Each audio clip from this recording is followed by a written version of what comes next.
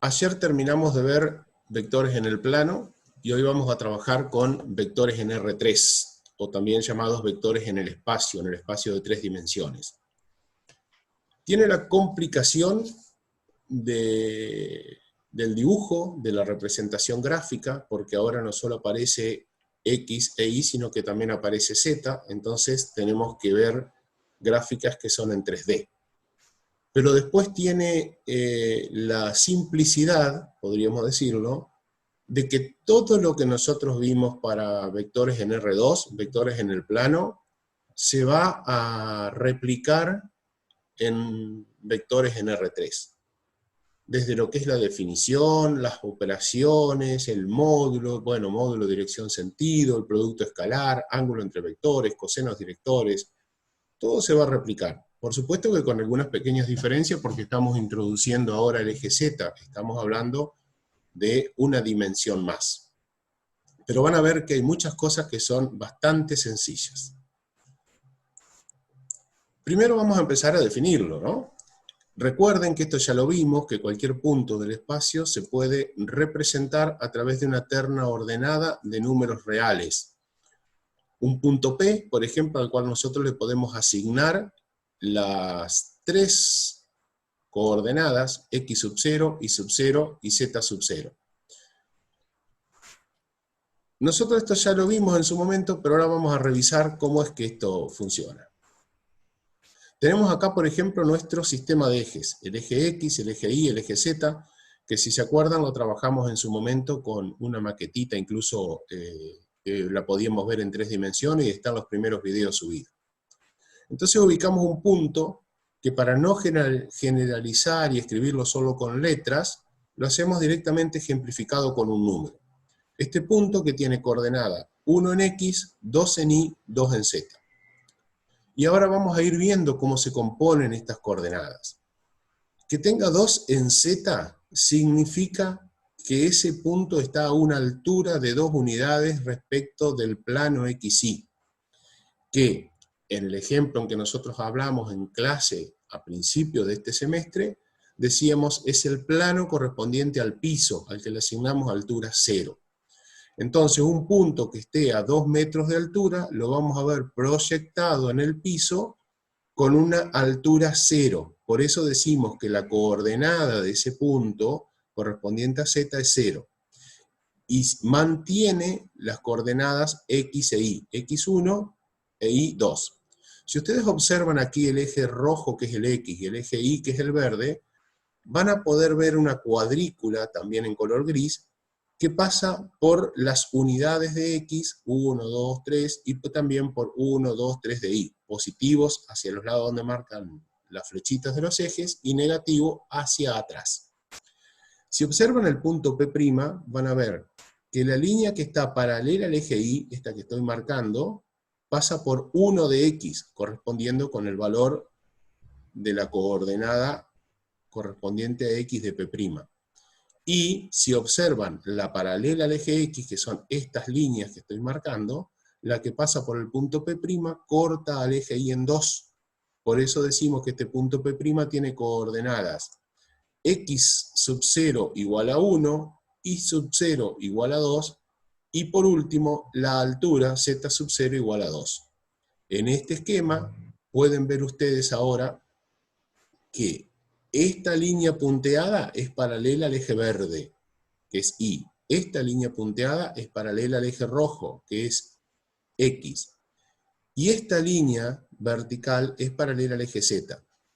Esta diagonal que marcamos sobre el plano es paralela a esta diagonal que estamos marcando acá arriba. Fíjense que sobre el eje Z tenemos 2 unidades en vertical, y desde P' hasta P tenemos también 2 unidades en vertical. Es decir, como habíamos expresado antes, que a cualquier punto P del plano lo podemos representar a través de una terna ordenada X sub 0, Y sub 0, Z sub 0, de números reales, que en este caso en particular le dimos los valores 1, 2 y 2. Ahora bien, ¿qué tiene que ver esto con vectores? Lo mismo que pasaba en el plano.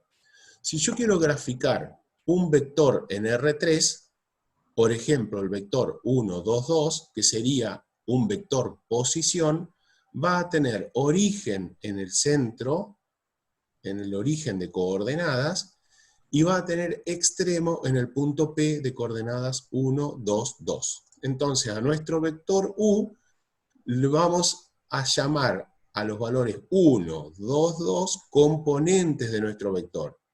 U sub X será igual a 1, U sub Y igual a 2, U sub Z igual a 2. Lo que ya habíamos visto hace un ratito. ¿Qué hicimos ahora? Simplemente darle los nombres de las componentes del vector. Y por último, vemos que al vector lo trazamos desde el origen hasta el punto P donde aparece la flecha.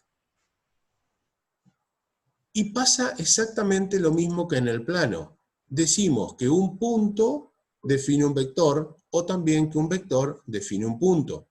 Entonces hablamos de que hay una correspondencia biunívoca entre puntos y vectores en R3. Una vez definido el vector vamos a empezar a estudiar las operaciones, pero lo vamos a ver rápidamente porque cumplen primero con las mismas propiedades que vimos en R2, y segundo, se realizan de la misma manera. Por ejemplo, si tenemos dos vectores, U definido ahora por U sub X, U sub Y, U sub Z, y B definido por B sub X, B sub Y, B sub Z, y además tenemos alfa que sea un número real, vamos a definir la suma, la resta y el producto de uno de estos vectores por un escalar. ¿Cómo se suma? De la misma manera que en R2. Sumamos las componentes en X y nos da la nueva componente en X del vector resultante, sumamos las componentes en Y y sumamos las componentes en Z. Ya vamos a ver un ejemplo enseguida.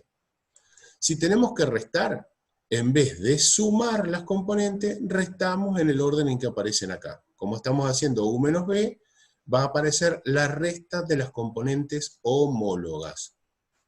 Y si tengo que multiplicar a un vector por un número, cada componente aparecerá multiplicada por un número. En ambos casos, en los tres casos, perdón, tanto en la suma como en la resta, como en el producto de un escalar por un vector, el resultado que obtenemos es un vector. Y en esta última operación debemos hacer la aclaración de que alfa sea distinto de 0. Porque ¿qué pasaría si alfa es igual a 0? ¿Qué obtendríamos acá por resultado? Un vector nulo. Perfecto, un vector nulo. Muy bien. Entonces por eso hacemos la aclaración de que alfa tiene que ser distinto de 0. Después hago una pregunta acá. ¿Qué pasaría si alfa es positivo? Este vector que estamos obteniendo por resultado, ¿qué características tendrá respecto del vector U original? Si alfa es positivo. Las mismas características. Debemos ser un poco más específicos con esto. Ahí está lo que dice Nahuel, ¿ve? Igual dirección, igual sentido, y volvemos al problema de ayer. No podemos decir ni que tiene mayor módulo ni que tiene distinto módulo, porque no sabemos cuánto vale alfa. O sea, decimos igual dirección y sentido porque alfa es positivo. Y después, dependiendo de que alfa sea menor que 1, igual a 1 o mayor que 1, el sentido va a ser, el módulo, perdón, va a ser más chico, se va a mantener o va a aumentar. Entonces, cuidado con eso, ¿está? Sí es cierto lo que dice Aaron, si es distinto a 1, cambia su módulo. Ayer lo hablamos bastante a esto, que incluso ustedes utilizaron los términos contracción y dilatación, y yo les dije, no se mezclen tanto con esas palabras, por ahí hablen de menor módulo o mayor módulo simplemente. Y si alfa... Sí. No, si termina la idea, después yo hago otra pregunta. Bueno, ¿y si alfa fuera negativo?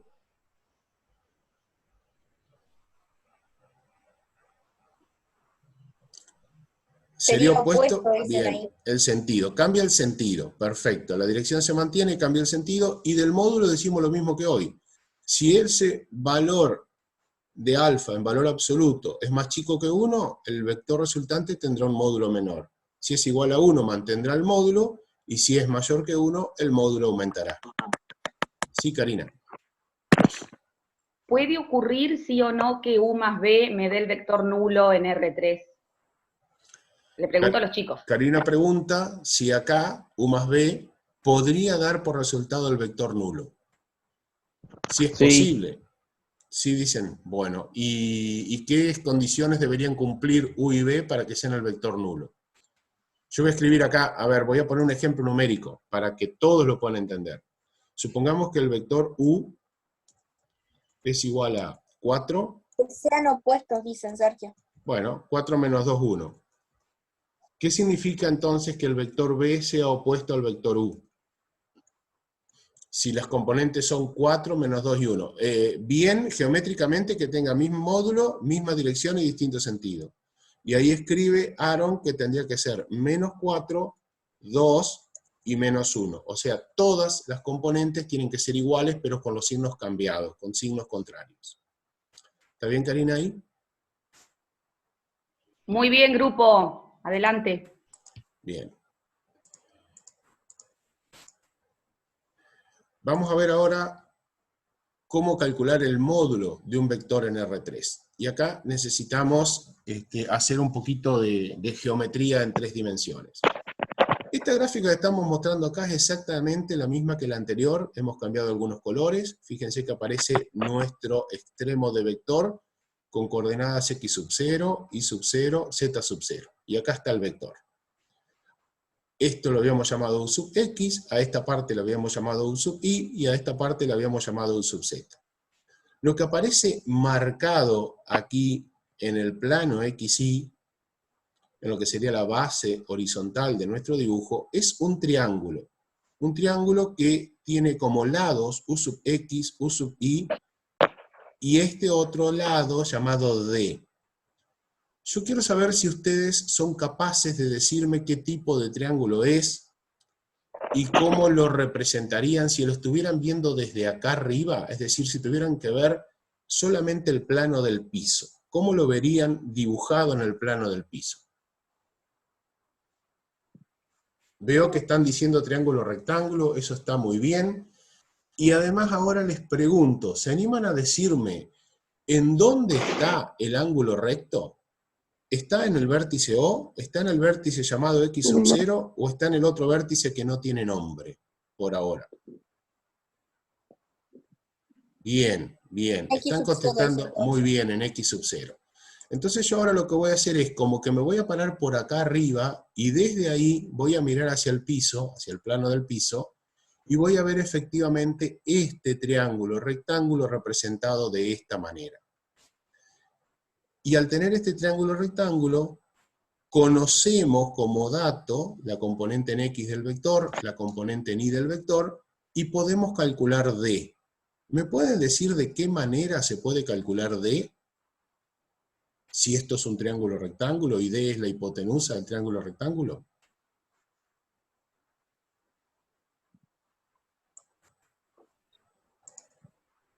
Con la relación pitagórica, bueno, cuidado con, a ver, ahí Ramiro, por ejemplo, dijo tangente. Fíjense que nosotros estamos hablando solamente de lados, no estamos hablando de lados y ángulos. Por lo tanto, al no hablar de lados y ángulos, no podemos hablar de relaciones trigonométricas, no podemos hablar ni de seno, ni de coseno, ni de tangente.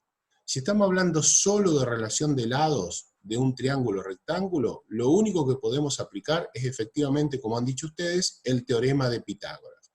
Y aplicar el teorema de Pitágoras significa que vamos a calcular este valor de D haciendo la raíz cuadrada de u sub x al cuadrado más u sub y al cuadrado.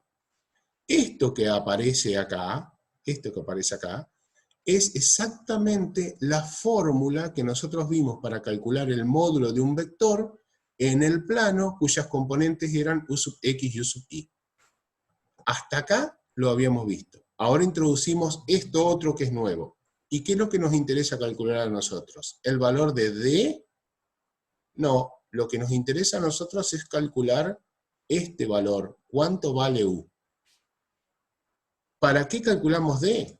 Bien, porque ahora vamos a analizar este otro triángulo que está sombreado de color verde, el cual está compuesto por 3 lados. D, que acabamos de calcular, U sub z, que conocemos porque es componente del vector, y lo que está en rojo, que es U, el módulo del vector U, que es el que desconocemos y queremos calcular. Entonces ahora pregunto, si yo a este triángulo me parara enfrente de él y bien, bien derechito a él. Sería un triángulo con todos los ángulos diferentes, oblicuos, agudos, obtusos, o tendría algún ángulo recto. Dicen que es un triángulo rectángulo. Bueno, si es un triángulo rectángulo, ¿dónde les parece que está el ángulo recto? ¿Está en O? ¿Está en el vértice que está acá sobre el plano? ¿O está en el vértice donde está la flechita del vector? Acá me están diciendo que el ángulo es en D con U sub Z, en ese vértice. Y Lucas Aguirre dice que no es rectángulo. ¿Y por qué, Sergio? ¿Por qué dicen eso? ¿Por qué dicen que está ahí? ¿Y por qué dicen que no es rectángulo también? Ajá. Yo los invito a ustedes a tomar ¿tienen alguna escuadra a mano? ¿O tienen algún bolígrafo, alguna viroma a mano? Sí. No forma un ángulo de 90 grados. Si vos lo parás, no queda un ángulo de 90. Bueno, a ver. ¿Tienen una hoja a mano? ¿Una hoja, ustedes a mano? ¿Pueden cortar un triángulo en una hoja? ¿Pueden cortar un triángulo en una hoja dejando...? Acá hay varios chicos que están diciendo que sí es rectángulo. Sí, por supuesto. Se dieron cuenta, lo que pasa es que está en perspectiva. Claro, exactamente. Ahí en este momento, como nosotros lo estamos viendo, está en perspectiva. No, si viene un dibujito después para verlo. Ah, bueno, porque si no lo hago en GeoGebra y lo muestro. No. Gracias. Lo voy girando. Ahí tenemos esto, miren. Ah, ahí está. Está. Si yo lo miro a este triángulo desde bien paradito delante de él, no desde el costado, porque si ustedes tienen en el lugar donde están, pueden mirar una puerta, pueden mirar una ventana, no van a ver un rectángulo perfecto. Como hablamos al principio, esto ya lo conversamos en su momento. Lo que van a ver son ángulos que saben que son rectos, porque cuando lo miran bien de frente, saben que son ángulos de 90 grados, pero al mirarlos en perspectiva, en vez de ser un rectángulo, una ventana o una puerta, parece que es un paralelogramo, es decir, con ángulos que son diferentes de 90 grados. Entonces fíjense que si yo este dibujo lo giro y lo miro desde frente, este triángulo, que es el mismo dibujo, simplemente está girado, veo que efectivamente tengo un ángulo de 90 grados, donde se encuentra el lado D con el lado U sub Z, como dijeron sus compañeros. Y lo que estoy buscando calcular es cuánto vale U. Conozco D, porque lo calculamos hace un ratito, y conozco U sub Z porque es la componente vertical del vector. Entonces, conociendo esto, pregunto, ¿cómo hago para calcular el valor U? Si estoy ahora otra vez en un triángulo rectángulo que tengo dos catetos conocidos. Y aplico de nuevo la relación pitagórica. Y en este caso, esa relación me va a decir que el módulo de U es igual a este lado, que se llama D elevado al cuadrado, a este cateto, más el otro cateto que es U sub Z elevado al cuadrado. Lo único que nos queda para completar la expresión del módulo de U en función de las tres componentes U sub X, U sub Y y U sub Z, es reemplazar este valor de D, que calculamos en la diapositiva anterior, dentro de esta expresión, y la expresión final nos va a quedar entonces como que el módulo de U es igual a U sub X al cuadrado, más U sub Y al cuadrado, más U sub Z al cuadrado. Si recuerdan la expresión del módulo para R2, donde no teníamos U sub Z, la fórmula es exactamente la misma, terminando aquí la raíz en U sub I al cuadrado. Decíamos que el módulo de un vector en R2 se calculaba haciendo la raíz cuadrada de la suma del cuadrado de las componentes. De la misma manera, cuando estamos en R3, el módulo de un vector se calcula haciendo la raíz cuadrada de la suma del cuadrado de las componentes. ¿Había alguna aclaración en el chat casero o está bien? Solo una tarea que vayan poniendo en la hoja de fórmulas, que seguro la tienen avanzada ya, esta nueva fórmula. Bien, Karina. Bien. Esto recibe el nombre, tal cual ustedes hablaban hoy, que aplicábamos el teorema de Pitágoras y demás, recibe el nombre de teorema de Pitágoras generalizado. y es el que nos permite calcular el módulo de un vector en el espacio de 3 dimensiones, o también nos permite calcular la distancia entre dos puntos en el espacio de 3 dimensiones. Y vamos a hacer un ejemplo. Supónganse que nuestro vector U tiene componentes 2, menos 1 y 3. Antes de que yo muestre cómo hacerlo, les pido que hagan el cálculo y nos digan cuánto da el módulo. Pueden expresar un valor exacto o pueden expresar un valor aproximado, porque seguramente va a aparecer la raíz de un número, ¿no? Entonces yo espero tener en el chat alguna de estas respuestas. Hay interferencia de un Sí, micrófono, creo que es Tochi. Camila Velázquez. ¿Puede Tochi ser? puede silenciarlo. Camila Velázquez. 3,75 dicen Sergio, aproximadamente. Otros lo redondearon a 4 y otros raíz de 14. 3,75, 4 o raíz de 14. Bueno, si hacemos las cuentas, efectivamente esos son los valores. Fíjense que es primera componente al cuadrado, más segunda componente al cuadrado, más tercera componente al cuadrado. Como decíamos ayer, antes de ayer y durante toda la semana, cuando hacíamos el cálculo de un módulo, lo que aparece adentro de la raíz, como son todos números elevados al cuadrado, tiene que aparecer una suma, en este caso de 3 números, no puede aparecer acá un número negativo.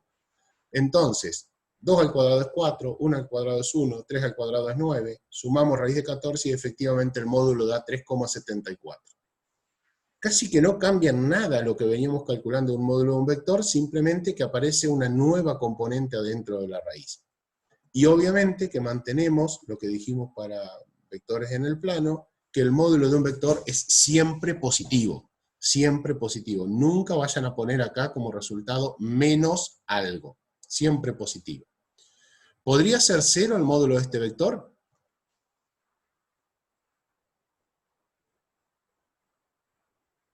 El módulo de un vector 1, cambiando números acá. ¿Podría ser 0? ¿Qué números habría que poner?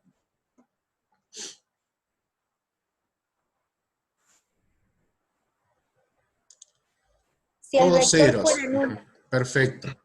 Todos ceros. La única forma de que tengamos un vector nulo, de módulo 0, digamos, tiene que ser que todas sus componentes sean 0. No existe otra posibilidad. Entonces veamos, ahora que definimos esto de módulo, que lo necesitamos para lo que viene, vamos a definir el producto escalar en R3. Y vamos a definir los dos aspectos. Vamos a hacer el cálculo por un lado y la definición por otro lado. Y van a ver que en ambos casos coincide con lo que vimos en R2. ¿Se acuerdan cómo se hacía el producto escalar en R2?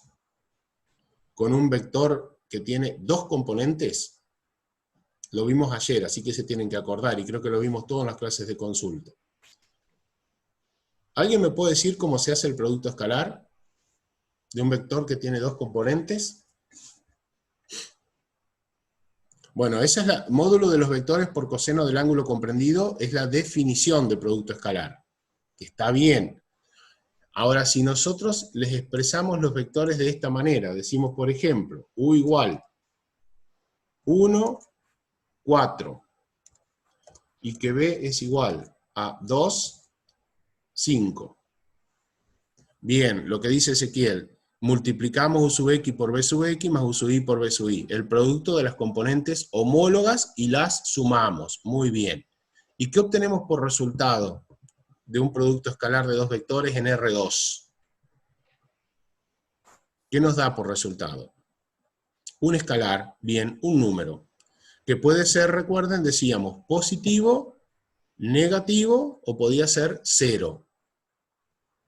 Y también estuvimos estudiando ayer qué significaba que fuera positivo, negativo o nulo. Todo eso lo vamos a aplicar exactamente para R3, no cambia absolutamente nada. Si tenemos nuestros vectores U sub X, U sub Y y U sub Z para U, y el vector B definido por las componentes B sub X, B sub Y, B sub Z, cuando hacemos el producto escalar, debemos multiplicar las componentes en X, sumarle el producto de las componentes en Y, y sumar el producto de las componentes en Z. Esto obviamente da por resultado un número que, como decíamos recién, puede ser positivo, puede ser negativo o puede ser 0. Vamos ahora a ver un ejemplo combinado de cálculo. Vamos a mezclar sumas o restas de vectores con producto escalar. Yo lo voy a plantear y voy a esperar que ustedes lo hagan, porque es para que vean simplemente que los vectores en R3 es un cálculo un poquitito más dificultoso, pero no tanto si aprendimos a hacer R2. Entonces, cópiense estos dos vectores, U igual 2, 3, 1, y B igual 1, menos 4, 3. Y les voy a pedir que hagan el cálculo de U menos B por B. Yo lo digo así, pero ustedes lo tienen que ver como está escrito en la pantalla. U menos B por B. No voy a decir nada más y voy a esperar que nos den el resultado. Queremos saber si esto va a dar por resultado un escalar o un vector, si es un escalar cuánto da, y si es un vector cuánto da. Así que los esperamos a que hagan el cálculo.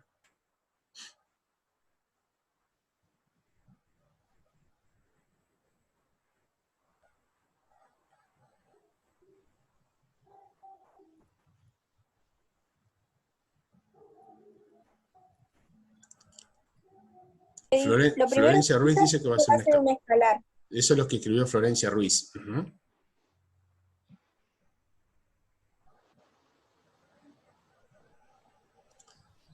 Está muy bien analizar primero qué me tiene que dar por resultado, si me va a dar un escalar o me va a dar un vector. Eso es importante. Lucas Aguirre ya da una respuesta de que da menos 33, o sea que está coincidiendo con Florencia de que es un escalar. Aaron también da menos 33 como resultado. Yo les voy a proponer primero analizar por qué esto es un escalar como dicen sus compañeros, y si efectivamente es un escalar o no. Fíjense que los paréntesis que nosotros tenemos, los paréntesis, nos están indicando que hay que hacer primero esta operación y después a este resultado multiplicarlo por el vector B. Vimos hace un ratito que si restamos vectores, y ya lo sabemos desde que empezamos con R2, obtenemos por resultado un vector. Entonces, si a un vector lo multiplicamos escalarmente por otro vector, acabamos de ver o de recordar que nos da por resultado efectivamente un escalar. Por lo tanto, es cierto que el resultado que vamos a obtener es un escalar.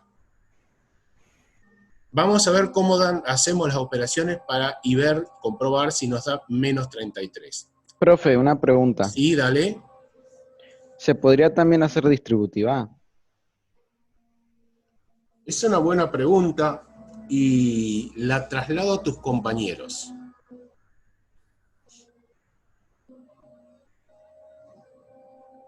A ver qué opinan.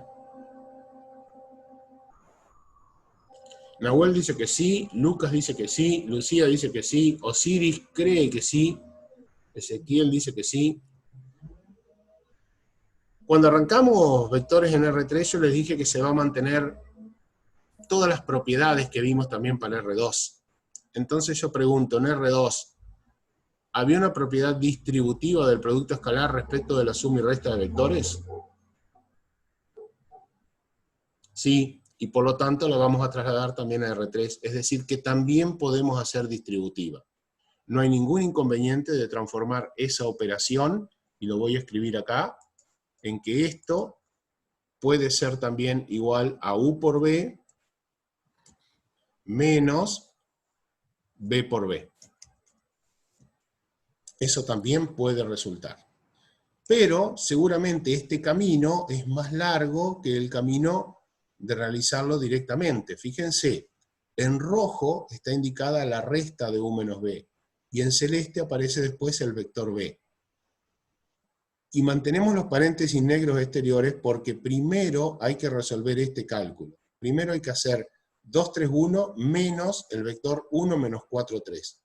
Y después multiplicarlo escalarmente por 1 menos 4, 3. El resultado de restar estos dos vectores es 1, 7 menos 2. Y luego hay que multiplicarlo escalarmente por el vector que teníamos, 1 menos 4, 3. Al hacer las operaciones, efectivamente, como algunos de ustedes calcularon, el resultado del producto escalar es menos 33. Del producto escalar de esto, ¿no? De este vector U menos B con este vector B. Y ahora va otra pregunta. Hoy estamos para preguntar, porque estamos cerca de la fecha que vamos a evaluar, entonces vamos a preguntar mucho. ¿Qué significa que el producto escalar del vector u menos b por el vector b, o sea, de todo esto que voy a marcar aquí, del producto escalar de estos vectores, nos haya dado menos 33? El vector que está en rojo, que es u menos b, multiplicado por el vector b, nos dio menos 33. ¿Qué significa? Pasa exactamente lo mismo que en R2 con el resultado del producto escalar. ¿Qué significa esto?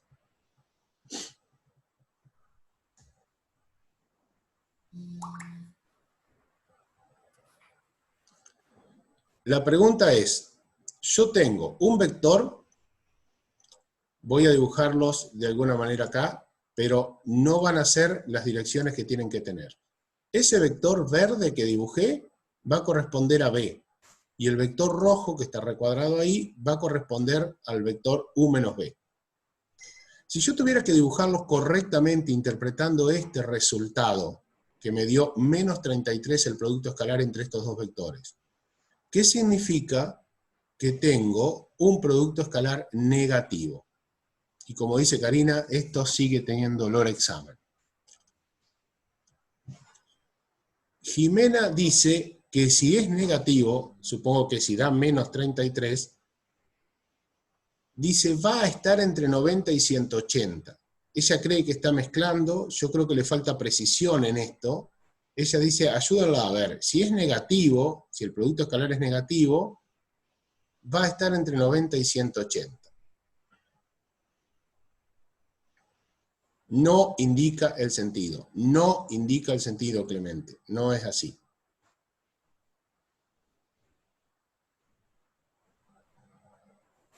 Léanla, Karina, en el chat. Deben tener estos apuntes a sus lados. El mate, la calculadora.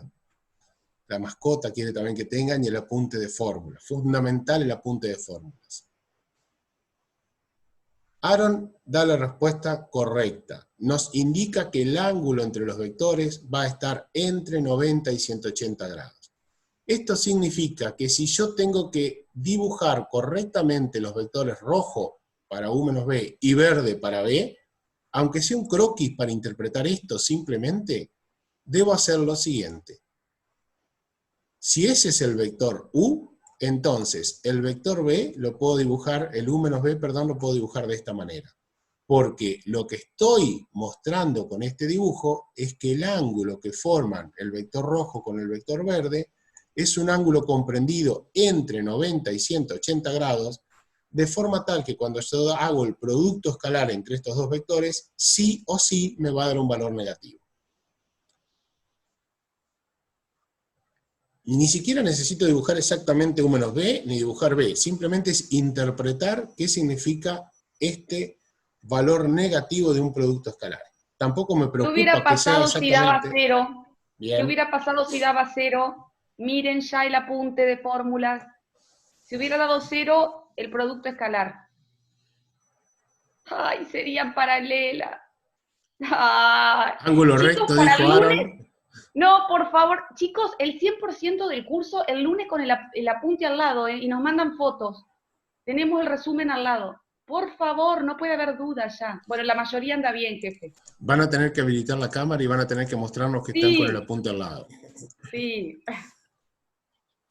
Vamos bien, ahí está, la mayoría está. Bueno. Pero bueno, a ver, pero igual, el que respondió paralelos, quiero saber si lo entendió a esto de por qué, si recuerda por qué.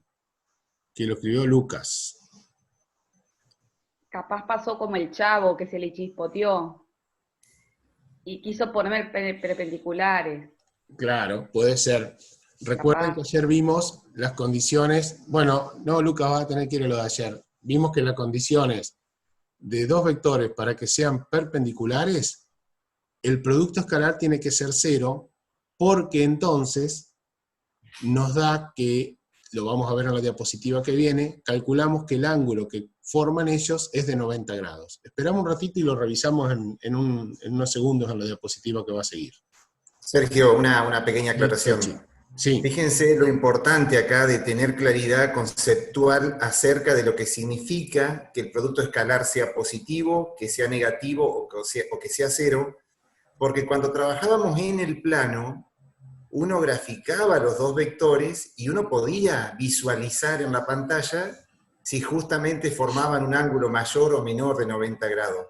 En el espacio tridimensional, las gráficas no son representativas de los ángulos entre los vectores. Entonces acá no tenemos la gráfica como para darnos cuenta si forman más o menos de 90 grados. Por eso es que conceptualmente tengo que tener la idea de qué significa que el producto escalar sea positivo o negativo, ¿no?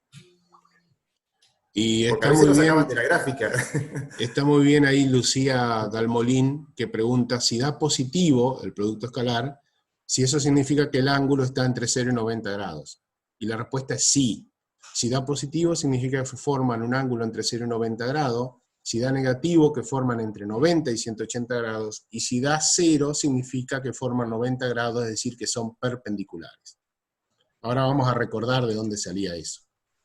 Yo les dije que para el producto escalar vamos a ver primero el cálculo. Esta no es la definición de producto escalar, sino es cómo se calcula. Y ahora vamos a ver la definición de producto escalar, que alguien ya la dijo hoy, y yo le dije, sí, está bien, esa es la definición. ¿Recuerdan cómo se define el producto escalar de un vector en R2? Porque también pasa lo mismo en R3. Hoy lo pusieron en el chat. A ver si recuerdan qué fue lo que se dijo. Vale también retroceder en el chat y encontrar la definición que alguien escribió. Si no me equivoco, fue Aaron. Ahí dice Clemente que es el producto entre sus módulos por el coseno de ambos. Acá vamos a exigir precisiones, chicos. Me voy a detener con la definición de Clemente. El producto entre sus módulos está bien, pero por el coseno de ambos. La verdad que cuesta entender qué es el coseno de ambos. Abajo lo aclaran. Y sí, si está bien la definición de Aitana, cuando dice producto del módulo de ambos vectores, y no es y el ángulo que forman. Sí está lo de Dolores, miren, el producto de los módulos de ambos vectores por el coseno del ángulo que ellos forman. Eso está muy bien, porque no es el coseno de un ángulo cualquiera, sino es el coseno del ángulo formado por los dos vectores que estamos multiplicando escalarmente. Lo que pone Aaron después, que está muy bien, que es la definición ya del producto escalar, módulo de U por el módulo de B por el coseno de A. Lo único que faltaría, si nosotros pedimos esta definición y no lo escriben en los términos que lo escribió Dolores, o sea, el contexto, sino que escriben la fórmula, sería un grafiquito simple, un grafiquito muy simple, y cuando digo un grafiquito simple me estoy refiriendo a esto: dibujo un vector, dibujo otro, y dibujo el ángulo que forman, ¿está? Dibujo el ángulo que forman. Entonces digo, es el producto del módulo de un vector por el módulo del otro por el coseno de este ángulo. A esto, en el caso de ahí Aaron, que puso la fórmula, a ese ángulo es el que llamaríamos A. Entonces diríamos el módulo de U por el módulo de B por el coseno del ángulo A. Y lo completamos. La otra sería definirlo como hizo Dolores, el producto de los módulos de ambos vectores por el coseno del ángulo que ellos forman. Cualesquiera de las dos está bien. Bueno, avancemos ahora para ver efectivamente cuál es la definición, ¿no? Que es lo que escribió Aaron. Vamos a poner un ejemplo. El vector U y el vector B. Calculen ustedes el módulo, vamos a ver primero, perdón, vamos a calcular el producto escalar, ¿no? De la misma forma que hicimos antes. 1 por 1, 2 por 2, 2 por menos 2. El producto escalar nos da 1. Y de vuelta, ¿qué significa que el producto escalar de U por B nos dé 1? Más 1 nos dio, ¿no?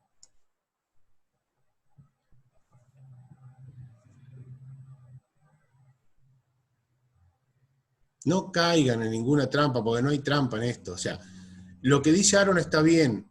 Si el producto escalar da positivo, lo volvemos a repetir, significa que el ángulo que forman estos dos vectores tiene que estar entre 0 y 90 grados. No que forme un ángulo de 0 grado. A ver, no puede ser que forme un ángulo de 0 grado, porque para formar un ángulo de 0 grado, vamos a ver qué es lo que pasa. Vamos a seguir un poquito y voy a responder lo del ángulo de 0 grado. Recuerden que de esta fórmula nosotros sacábamos algo más para trabajar, y que es poder encontrar cuánto vale el ángulo que forman efectivamente U y B. Entonces, eso lo vamos a trabajar ahora y se van a dar cuenta que la respuesta que dieron recién de que el ángulo de 0 grados es equivocada. Si despejamos coseno de φ en esta fórmula, nos encontramos que es igual al producto escalar dividido el módulo de U y dividido el módulo de B. Para poder calcular el coseno de φ, acá nos faltaría ahora calcular el módulo de U y calcular el módulo de B. ¿Pueden hacer el cálculo y decirme cuánto da el módulo de U y cuánto da el módulo de B? Después lo pongo yo.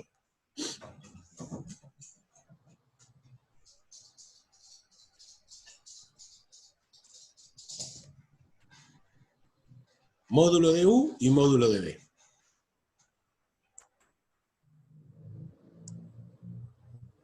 El módulo de U dicen que da 3. Y el módulo de B tiene que dar 3 porque las componentes tienen los mismos números, más allá del signo. Tienen las mismas componentes, con diferentes signos algunas de ellas, pero al hacer la suma de el cuadrado de ellas, 1 más 4 más 4, nos da 9 dentro de la raíz, y efectivamente los módulos dan 3, los módulos de U y de B. Entonces, teniendo el producto escalar, teniendo el módulo de U y el módulo de B, podemos calcular el coseno del ángulo que forman estos dos vectores. Y el coseno del ángulo φ nos da 1 sobre 9, o sea, 0,111.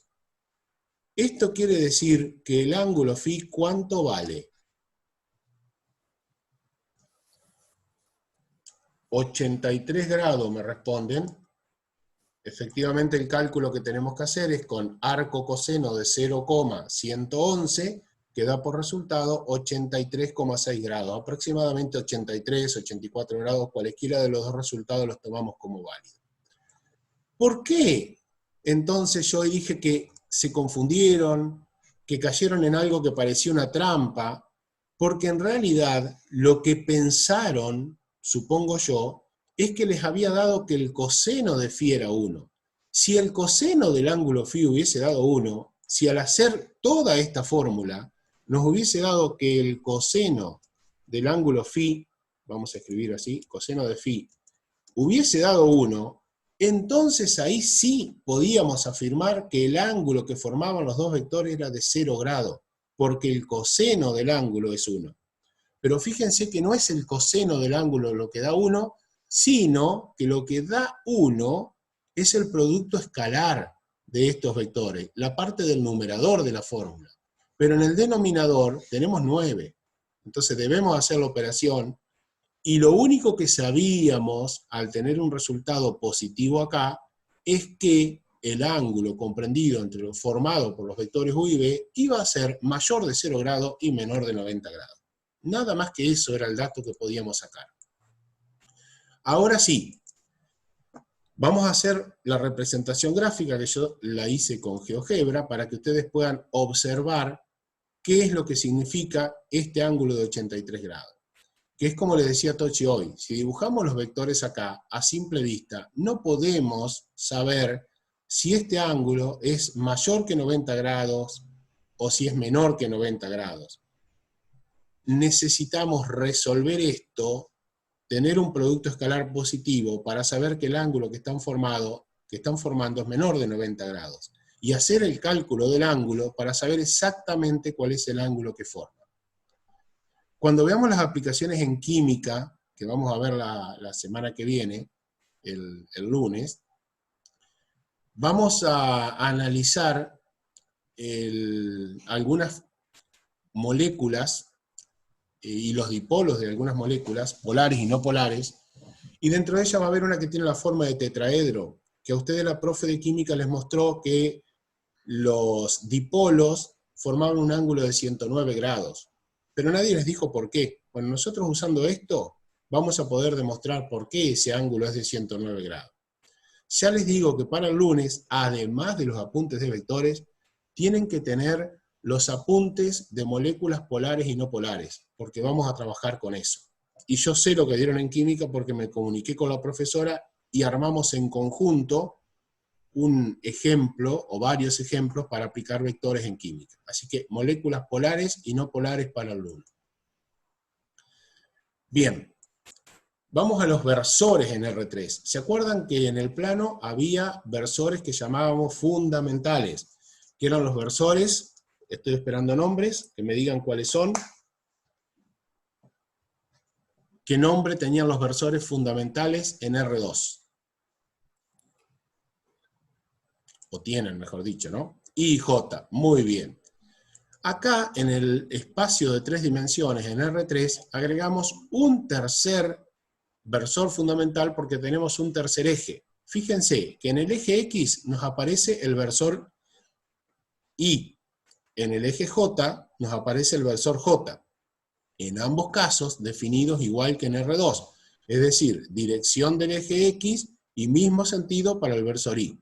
Dirección del eje Y y mismo sentido para el versor J.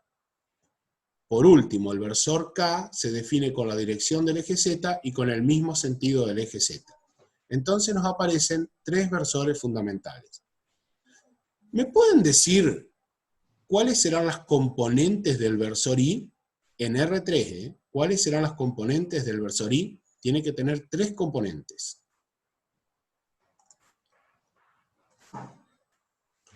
1, 0, 0. Muy bien. Solamente tiene valor, solo tiene valor la componente en X. La componente en Y y la componente en Z deben ser nulas.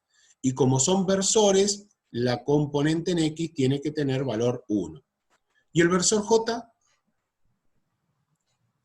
Bien, 0, 1, 0. Y el que no conocemos, que es el versor K, ¿qué componentes tendrá? 0, 0, 1 responden, y eso está muy bien. Se ven que han entendido la lógica de cómo se conforman los versores fundamentales. ¿Y alguien me puede decir para qué sirven los versores fundamentales?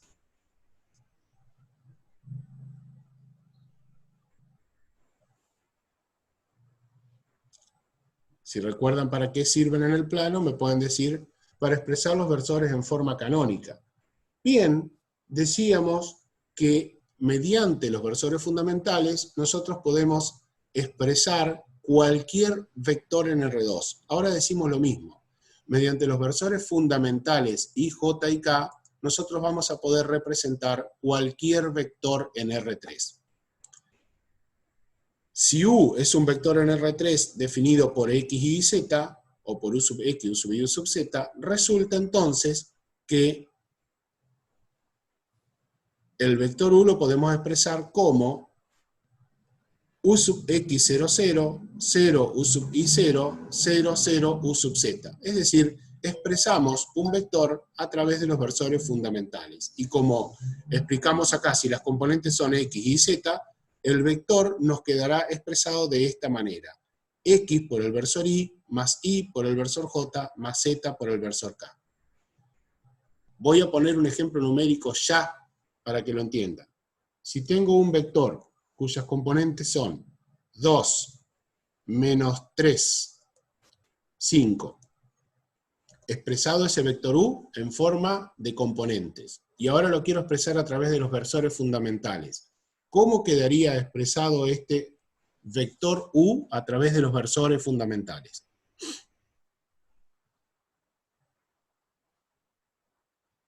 Muy bien. Lo único que le diría a Aaron es sacarle los paréntesis y sacar los puntos y coma, porque fíjense que cuando nosotros expresamos un vector a través de los versores, escribimos 2i menos, en este caso, 3j más 5k. Obviamente que acá lo que nos está faltando a nosotros es ponerle el sombrerito arriba de i, j y k para indicar que son versores, ¿está? pero está muy bien ahora lo que propuso Aaron, haciendo esa aclaración, y lo que después aclaró Florencia en el chat, que lo escribió de esta manera. Bien. Continuamos. ¿Alguien tiene alguna pregunta para hacer? ¿Alguno de los profes? No. Muy bien. Seguimos entonces. Otra de las cosas que vimos en R2, cómo calcular o cómo obtener un vector unitario asociado a un vector dado. O también, en vez de vector unitario, decimos versor asociado en U. ¿Recuerdan cómo se hace, dado un vector en R2, para hallar un vector unitario? Es decir, si me plantean un vector U que estuviera formado por las componentes 3 menos 4. ¿Cómo hago y qué significa que sea un versor asociado a U? Yo creo que antes de desconectarse van a tener que tomar apunte de lo que fue escribiendo Karina en todo el chat. Bien, el cálculo se hace dividiendo el vector por su módulo, o las componentes del versor asociado los vamos a obtener haciendo las componentes del vector original sobre el módulo del vector original. Muy bien. Eso es como lo realizamos. O sea, si nosotros dijéramos el módulo del vector unitario U, y voy a ponerlo así, versor asociado a U, va a ser el módulo de este vector, yo lo hice con 3 y 4 para que el módulo nos dé 5, 3 quintos y menos 4 quintos. Sabemos que el módulo es 1. Entonces, por definición, ¿no? Entonces, ¿qué obtenemos? Un versor asociado es un vector unitario. Quiero saber, el módulo sabemos que es 1, vector unitario. Quiero saber dirección y sentido. Respecto de 1,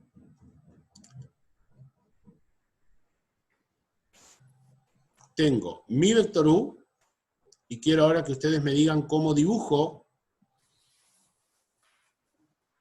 No, dirección y sentido del versor asociado respecto de U. No estoy pidiendo un ángulo. Misma dirección y sentido y módulo más chico. No me gusta lo del módulo más chico.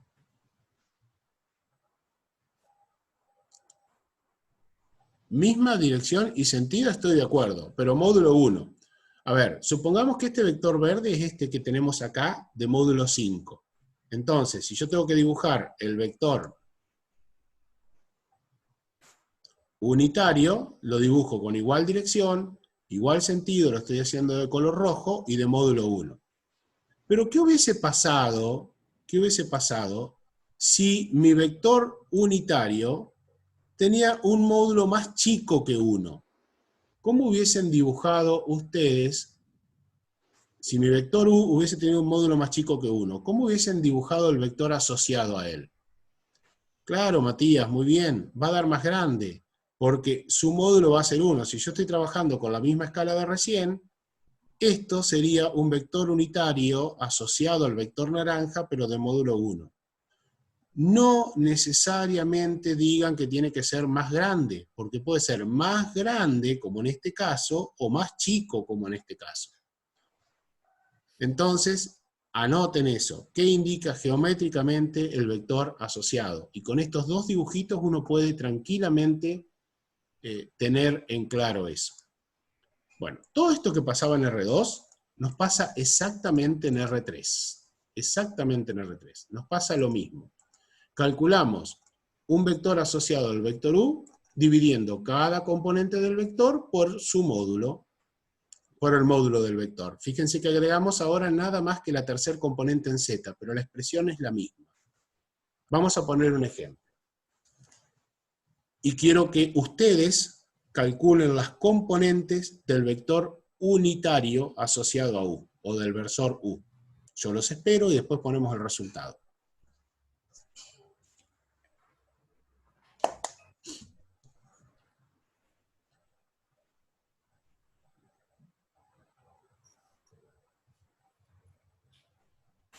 Sí o sí necesitan calcular el módulo primero, ¿verdad?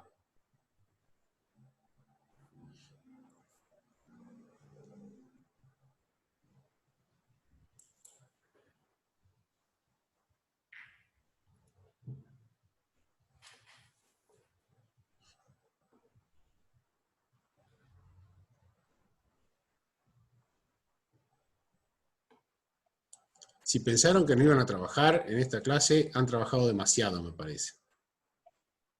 Pregunta Lucas, Sergio, si el vector asociado puede ser negativo. Ajá, ya lo vamos a aclarar a eso y a ver qué es lo que quiere decir él. Ya lo vamos a aclarar, Lucas, vamos a resolver esto primero. Y vemos tu pregunta.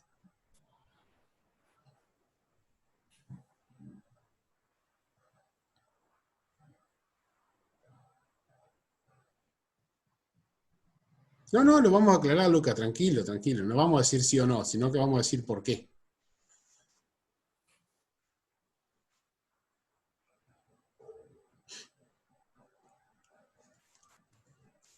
¿Alguien pudo calcular aunque sea el módulo de U primero, para empezar?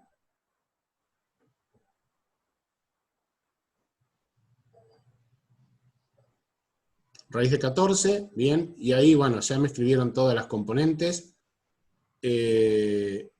Hubo alguien que escribió 3 sobre 3,7, 2 sobre 3,7, 1 sobre 3,7. Yo lo único que les diría ahí, hagan la cuenta, hagan la operación, digan qué decimal da 3 sobre 3,7, 2 sobre 3,7, 1 sobre 3,7.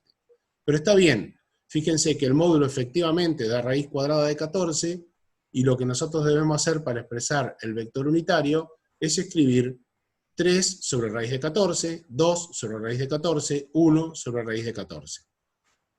Acá me está diciendo Juan, y esto lo voy a escribir porque no lo tengo armado, si no me equivoco, que las componentes del vector U, del versor U, son 0,8,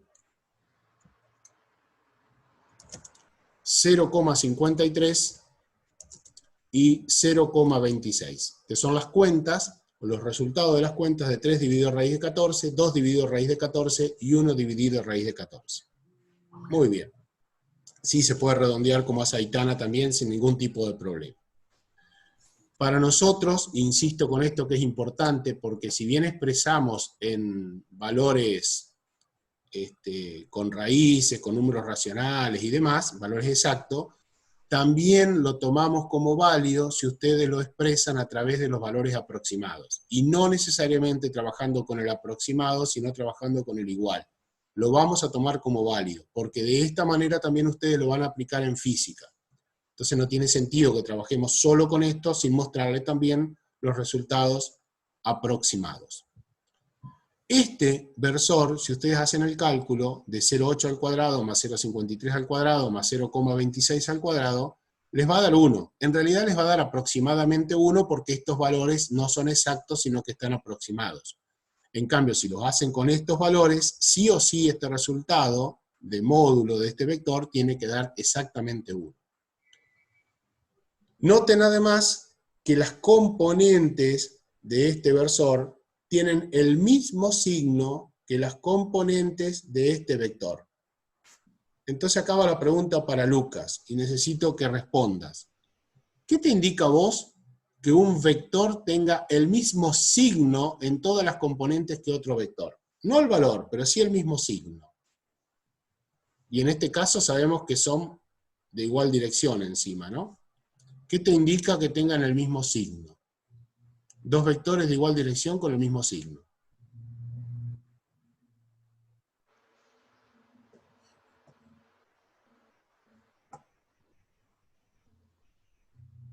Si no, ayuden.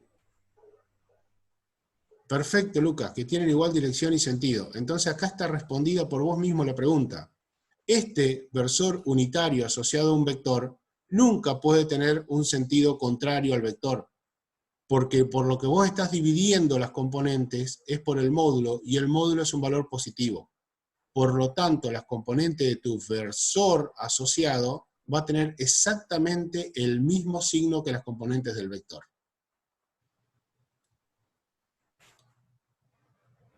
Bueno, pero en general, cuando vos hablas de un vector unitario asociado, siempre tiene misma dirección, mismo sentido.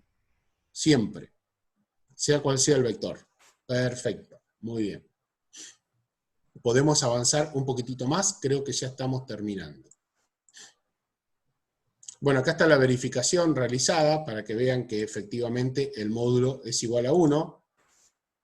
cosa que a veces es necesario hacer para saber si llegamos o no a los resultados correctos. Estos valores que ustedes me dieron de 0,8, 0,53, 0,26, que eran las componentes del vector unitario, que la voy a volver a escribir a pesar de que la borré. 0,8, 0,53, 0,26. Además de ser las componentes del versor unitario, ¿qué otra cosa me están representando estos elementos? ¿Qué me están representando? ¿Qué significa 0,8, 0,53 y 0,26?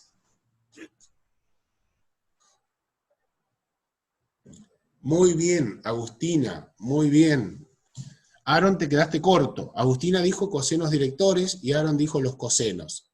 Entonces tenemos que ser más específicos y decir 0,8, 0,53, 0,26, que son las componentes del versor unitario asociado a U, asociado al vector U, son también los cosenos directores del vector U. Es decir, nos van a poder definir cuál es la dirección del vector U. Y como dice Karina, esto también es otra pregunta de examen. Las componentes del versor asociado al vector U son los cosenos directores del vector U. Y por supuesto también los cosenos directores del versor U, porque decíamos que tiene igual dirección e igual sentido. Esto lo pregunté acá porque lo que vamos a ver a continuación justamente son los cosenos directores. Dirección en R3. Acá es donde se complica un poquito el dibujo y van a tener que tener un poquito de imaginación. Lo que está dibujado en punteado grueso, ¿sí? Sergio, capaz convendría aclararle a los chicos para que no se alarmen. Nosotros no les pedimos dibujos en 3D en la hoja. Perfecto. Simplemente se los estamos mostrando a fines didácticos, pero más que nada, como dijo el profe Espino recién, lo que les vamos a hacer es preguntas conceptuales. ¿Y qué significa preguntas conceptuales? ¿Qué entienden ustedes por una pregunta conceptual, chicos? Porque si no le vamos a pedir un dibujo en R3... No, pero podríamos pedir, Karina, un dibujo así, a ver, como para decir, ¿no? Sin ningún eje, sin nada. Digamos. Exactamente. Si eso fuera un vector U, podríamos hacer una pregunta de examen así. Si ese fuera el vector U, y nosotros les decimos que el producto escalar de U por B es igual a menos 5. Podríamos pedirle, dibuje un croquis en donde podríamos ver el vector B, si el vector U es el que está en rojo. Ustedes podrían dibujar un vector a partir de este otro que tenga origen en este puntito donde arrancó el vector rojo, pero tienen que dibujar un vector B que pueda cumplir con esta condición, a modo de croquis. ¿Está? Si hacen esto, si hacen eso va a estar mal. ¿Por qué va a estar mal?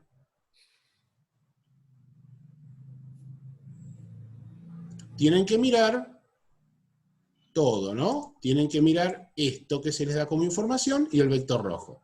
Claro, está bien. Es menor de 90. Ahí. Perfecto, porque el ángulo que están formando el verde y el rojo es menor de 90, y el producto escalar nos dio un valor negativo. Esto podría ser tranquilamente una opción de múltiple choice, ¿está? ¿Cuál de las figuras es correcta? Entonces, ¿qué debemos hacer? Decir, esta verde está mal, ¿cómo lo dibujo correctamente? Bien, lo dibujo correctamente de esta manera, por ejemplo. Porque el ángulo que están formando el rojo y el verde es un ángulo mayor de 90 grados y, como dicen muy bien, menor de 180 grados. Esos son el tipo de dibujos de R3 que nosotros podemos hacer, pero fíjense que no aparece en este croquis ni X, ni Y, ni Z. ¿Está? Ahora, si nosotros definiéramos los cosenos directores y no le mostráramos esta figura, ustedes nos estarían preguntando, pero profe, ¿qué significan los cosenos directores? Entonces se los vamos a mostrar, porque esto es importante también conocerlo. Cuando tenemos un vector, yo voy a representarles primero el vector, que es lo que está en trazo de color negro. Yo lo voy a marcar en color rojo encima, para que lo puedan ver. Este es el vector. Ese vector se define a través de 3 ángulos directores. ¿Por qué 3? Y porque en el plano definíamos 2 porque teníamos 2 ejes. En el espacio de 3 dimensiones definimos con 3 ángulos porque tenemos 3 ejes. ¿Y cómo se trazan esos ángulos si yo tuviera que interpretarlos? De la misma manera que los definimos en R2. El ángulo director alfa en R2, partimos del semieje positivo de las X y vamos hacia el vector. Acuérdense que el ángulo alfa tenía que ser comprendido entre 0 y 180 grados. Girábamos en un sentido o en otro, un ángulo menor de 180 grados. Para el ángulo beta, partimos del semieje positivo de Y y giramos hacia el vector un ángulo que sea menor que 180 grados. Se agrega un tercer ángulo que llamamos gamma, que parte del eje Z positivo y también va hacia el vector formando un ángulo menor que 180 grados. Eso es lo que significan los ángulos directores. El concepto exactamente igual que R2, agregando ahora un tercer ángulo, que es el ángulo gamma, que parte del eje Z positivo. ¿Cómo se calculan? Vimos recién, a través de las componentes del vector dividido su módulo. Si hacemos ese cálculo, ahí está la definición que yo acabo de mostrársela, si hacemos ese cálculo en este caso, nos vamos a encontrar con los siguientes valores. No sé si está el cálculo realizado, pero sí por lo menos la expresión, ¿no? Al cálculo lo hicimos recién del vector U. Coseno de alfa, componente en X dividido en módulo, coseno beta, componente en Y dividido el módulo del vector, coseno gamma, componente en Z, dividido el módulo del vector. Y así definimos los cosenos directores en R3. Que si el ejercicio nos pidió calcular un vector asociado a un vector dado, ya está el tema de los cosenos directores calculados. Es decir, hacemos todo en uno, como vimos hace un ratito. Retrocedo. Si me hubiesen pedido vector asociado a este vector U, a 3, 2, 1, y a su vez calcular los cosenos directores, al hacer el cálculo del vector unitario, ya estoy calculando también los cosenos directores. ¿Qué me faltaría? Sí, perdón. Ahí se le podría, no lo hagas vos, no hay problema, pero si ellos después van sacando fotitos y quieren ahí editar, abajo de la primera componente, ahí donde está señalando Sergio, saquen una flecha para abajo y pongan cos alfa. Yo para que no... No importa, hacemos acá para que les quede en el video. Coseno alfa. Claro, y así sucesivamente, chicos. La otra componente saquen una flecha y ese es el coseno beta, coseno de beta. Ahí es el coseno de alfa, ¿verdad? Coseno director. Y si pidiéramos el ángulo director alfa, ¿cómo harían?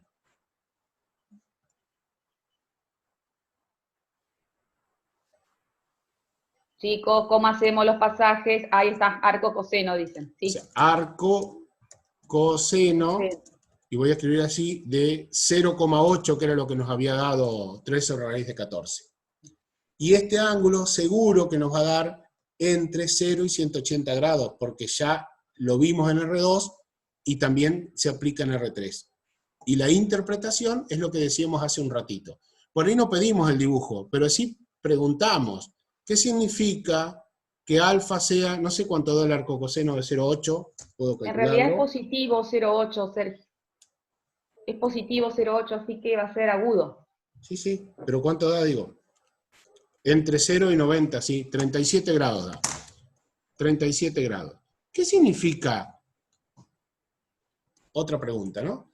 ¿Qué significa que alfa sea 37 grados? ¿Cómo trazarían ustedes este ángulo alfa? No se los voy a pedir que lo tracen, pero sí, si pudieran visualizar en 3D un vector, preguntarles a ustedes cómo verían el ángulo alfa. ¿De dónde partirían y hasta dónde llegarían?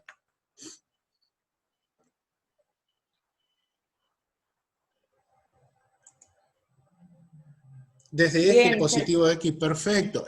Cuidado con el sentido, chicos. Sentido antihorario pusieron ahí. Cuidado con el sentido. El sentido puede ser horario o antihorario. Recuerden que tengo que moverme en sentido horario o antihorario según, hasta formar un ángulo menor de 180 grados. El sentido depende. Si voy desde el eje positivo hasta el vector. Muy bien, lo entendió quien hizo la pregunta.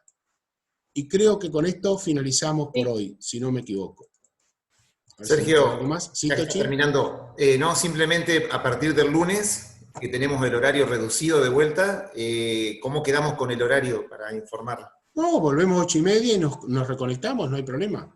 Ah, perfecto. Ajá, Sí, no, porque está tenemos que volver a mantener, digamos, perfecto. esta hora. Chicos, última cosa, nada más. Se cumple también, porque los cosenos directores son módulos, las componentes del versor unitario asociado a un vector, se cumple la relación esta de que el coseno cuadrado de alfa más el coseno cuadrado de beta más el coseno cuadrado de gamma es igual a 1. Lo que se cumplía en R2 con 2 de estos cosenos, se cumple en R3 con los 3 cosenos. Y con esto... Eso que está marcando Sergio está en la guía que tienen ahora para hacer, es el último punto cuando se pide verificar la propiedad. Hace referencia justamente a eso que está remarcando Sergio. O sea, ustedes ya ahora, con este tema que se completó hoy, ya están en condiciones de terminar la guía de vectores, chicos. ¿No faltaría por ahí el producto vectorial en Sí, todo caso? eso queda el lunes. Falta producto vectorial. Sí, Eso queda es para el cierto, lunes, ni bien empecemos. es cierto. Recuerden, chicos, por favor, traer los apuntes de moléculas polares y no polares de química para el lunes, porque eso es importantísimo tenerlo. Vamos a trabajar con la molécula de hidrógeno, con la de ácido clorhídrico, con la de agua y con la de metano fundamentalmente.